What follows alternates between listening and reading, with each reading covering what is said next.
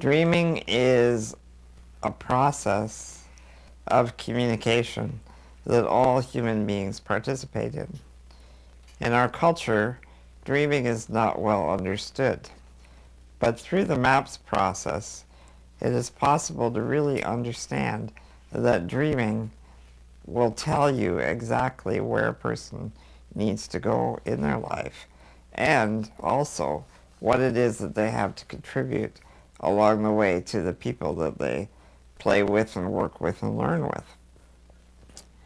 In other words, if we become very good at listening to what a person's dream is, we become very good at supporting them to find their way of life.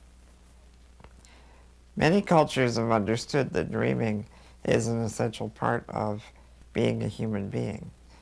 In those cultures, people often spend time sitting around and just talking to each other about what it is they would like to do in their lives. But in our culture, most dreaming is done through a process of fantasy. So, for example, for many years, I had the fantasy that I would love to be a truck driver. And my truck was a very, very high-tech truck, one of these very large, more than 18-wheeler gigs that has a bed in the back, so you don't have to stop on the road. And the purpose of my truck was to drive things from Toronto to California, and I get lots of money for doing this, and I'd work for 6 months of the year. And the rest of the year I would not have to work because I would make that much money.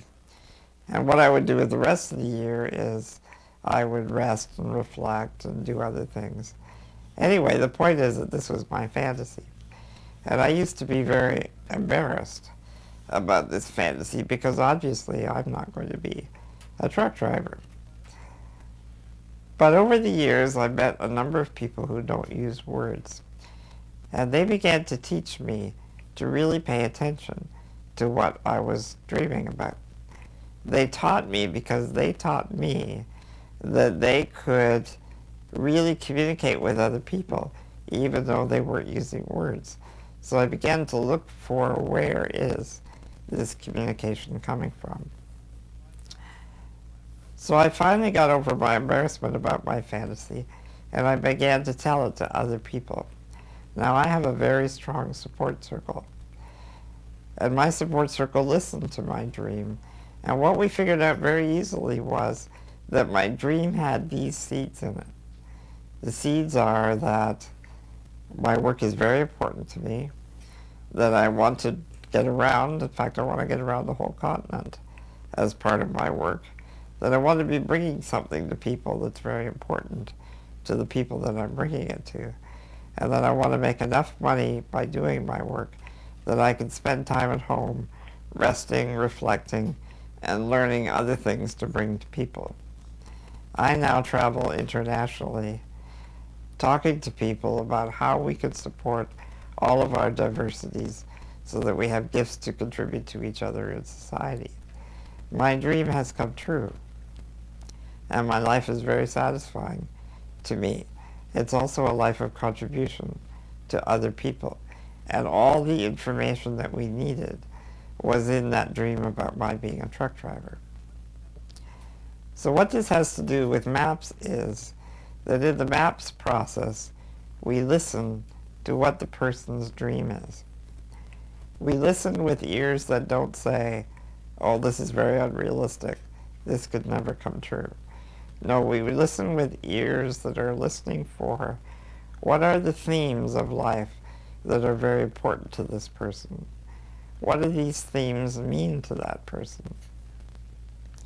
And as we disclose what those themes are, then we can ask everybody in the room to say, what are some ways that we can actually have these themes, these ideas, these seeds that are in the dream? What are some of the ways that we can have these seeds planted in our community right now and at work? How can we be at work with this dream right now? What are some ways that we can do that? This is where the other side of the dreaming comes to reality. because in the seeds of the dream are the ideas about what are the gifts that this person has to contribute to other people. The problem with most kinds of planning around people who are vulnerable, either because they've been labeled physically disabled or labeled mentally handicapped or whatever it is, or perhaps labeled behaviorally disordered or very ill. The problem with most kinds of plannings is that we focus on what's wrong with the person or with their family.